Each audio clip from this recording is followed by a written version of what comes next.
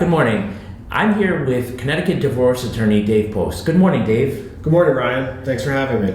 Dave, and today we're going to talk about divorce in the context of a personal injury case. Now, sometimes people, while they're married, they may receive a settlement, or they may have an ongoing case when they get divorced. And a lot of people out there have questions about how that gets divided. So today, we're going to talk about some of those things, Dave. Sure, thanks, Ryan. So first, generally, in the context of a divorce, what we're really doing is taking marital assets and debts and figuring out a way to divide them fairly and equitably. Now, the easiest way to think of that is probably dividing them equally, but it doesn't necessarily mean a 50-50 split. We're going to take a lot of different factors into consideration in deciding what's fair and what's equitable. The first question is whether an asset is truly a marital asset, and probably the biggest consideration would be a premarital asset consideration, trying to figure out, did somebody own this before they ever met or before they were married? That might be something that is not considered a marital asset versus something that was acquired during the marriage or that happened as part of the marriage would be a much clearer something that was much clearly determined to be a marital asset. Okay, can you just talk, maybe folks don't know, just like what is, how do you sort of determine what is and what is not a marital asset? And I know that's probably a really complicated question, and in any specific case you should really consult with an experienced Connecticut divorce attorney, but in general, can you just talk about that a little bit? Sure. Generally, Connecticut's called a quasi-community property state. So really, regardless of when or how something is acquired, it's going to be taken into consideration, right? So everything is we start with the idea that it's probably a marital asset, everything you own, including debts. And then maybe there are reasons to take it off the table or to take it out of that category. Again, premarital assets. And there are a number of other factors that come into play. Maybe contributions to the asset, whether they were specific to one spouse or the other, things like that. And would a settlement, say they got a settlement before divorce, would that be considered marital, or would that be considered property that may have to be divided?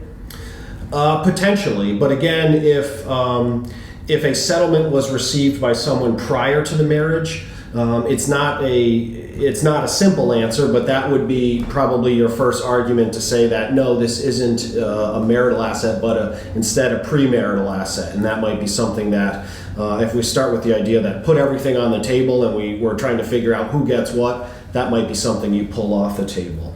But really, anything you receive or anything you own up until the date a divorce is finalized is really going to be taken into consideration, including a personal injury settlement or monies received through verdict.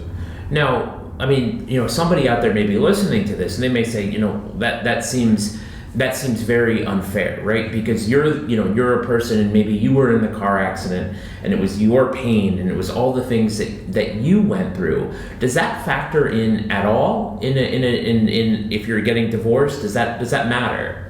Sure. There's going to be a lot of factors taken into consideration. When the accident occurred, did it occur prior to the marriage? Did it happen during the marriage? How did the injury affect someone medically, or how might it affected their ability to work? Right? If you receive monies in settlement, but you're no longer able to work for the rest of your life, that might be a reason for that injured spouse to hold on to those assets because they don't otherwise have the ability to work. Or if the injured spouse had severe injuries or continuing medical costs, and if those monies were either specifically earmarked or were needed to continue that medical care or continue that treatment, again, that might be taken into consideration in determining how it's divided. Now, if there's a divorce that's ongoing and then somebody's in an accident, do you, going through the divorce, as a divorce lawyer, do you have to value that claim? And if so, how does that get valued? That's an interesting question. That's a little bit more complicated if the accident occurred while a divorce was pending. At some level, once a divorce is filed, that's sort of a potential line of demarcation to say, well, this isn't something that truly happened during the marriage. It may be more during the period of separation while the divorce is pending. And again, that might be something that if you haven't actually received the monies yet, it's not an asset, right? We never know what might happen with a case, whether it's it may look like the greatest case on earth when it's filed, but we've all seen cases that that fall flat and don't result in a settlement. So that you could try, but that would be difficult to value that until the monies were actually received and the asset was actually in hand. Sure. Wow. So, I mean, there's a real lot to think about. And I think what I'm hearing from you, Dave, is that if you are getting divorced and you've either had a settlement or you may have a claim. I mean, say you could even imagine a situation where, in Connecticut, there's a 2-year statute of limitations.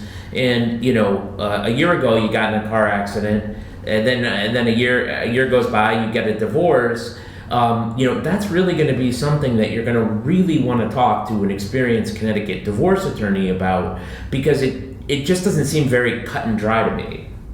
Yeah, sure. So that's another example where the accident or the injury may have occurred during the marriage or even while a divorce is pending. And while it may seem like a great case, there are also considerations for the spouse who's not injured. They may be now contributing more financially because the injured spouse is no longer able to work, right? So then we're looking at that. The spouse who isn't injured may be contributing toward medical costs and other financial concerns that happen even while that 2-year statute of limitations is pending or before a case is even filed. So that might be something that that you'd have to take a look at and take into consideration. Yeah, and I used to do divorce. I don't do it at all anymore. But I had done this area of law for about 10 years, and I guess the thing for me as a lawyer was always that I was always concerned most about not the things I knew, but the things like I didn't know. And sometimes clients wouldn't be maybe forthcoming about maybe something even like this, like a personal injury claim. Is that something that if somebody's going through a divorce that they should tell their divorce lawyer about? Yeah, absolutely. I always tell people, the more we know, the better, right? Full disclosure, open and honest is the best course. And then we can always pull that information back again if it's not a marital asset or if it's not subject to, the property division rules. But yeah, that's an interesting question, right? Does something have to be disclosed on the financial affidavit or through discovery if it's a claim that the incident has occurred but suit has not been filed? Right, it's similar to almost like an inheritance, right? If one spouse has a family and do we know that they have a defined benefit, or is it something that, well, there might be a lot of family money there, but who knows what's going to happen? Someone might get written out of a will, for example, something like that. We just don't know. Is it truly an asset yet or not? Well, and I know too, I mean, divorce is generally very, very final. So if you divide property up at the time of dissolution, it's pretty final, but for fraud or but for concealing assets. And so if somebody's out there going through this themselves, like they're in a potential minefield, because if they don't disclose it or if it's not disclosed properly, then the divorce judgment could come back.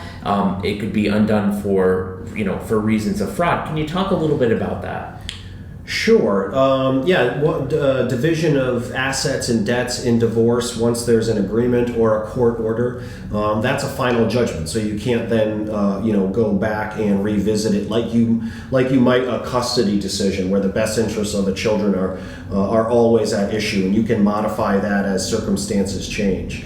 But division of assets and debts again is final. So Again, unless there's fraud, or unless we find out that someone did not disclose, in this context, a personal injury settlement, or that they had a claim pending, right? So that might be a reason. And the real difficulty is that if that occurs, and you're the spouse that's found to have not disclosed it, right, you're going to be in a lot worse off position than had you just disclosed it, and maybe it's, again, subject to a fair and equitable distribution.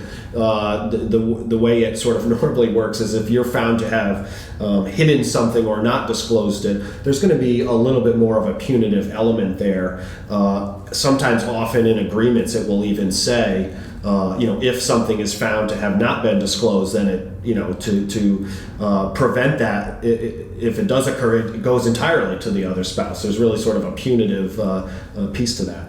Wow. So there is a lot to consider. Dave, can you tell us a little bit about yourself and about your practice and about, your approach to divorce? Because I know I've known you for a number of years, and I know prior to divorce you were a very, very skilled litigator, defending claims against guys like me, and very skilled attorney in that respect. And you've brought it over to divorce. Could you just talk a little bit about about what you do and about how you do it? Sure. Yeah. So I live in Glastonbury with my family. My office is located in Marlborough, Connecticut, and I spent the first 12, almost 13 years of my career as a defense litigation lawyer, and opened my own practice in 2016, and now almost exclusively focus on divorce and family law. What I tell people is my practice is litigation focused.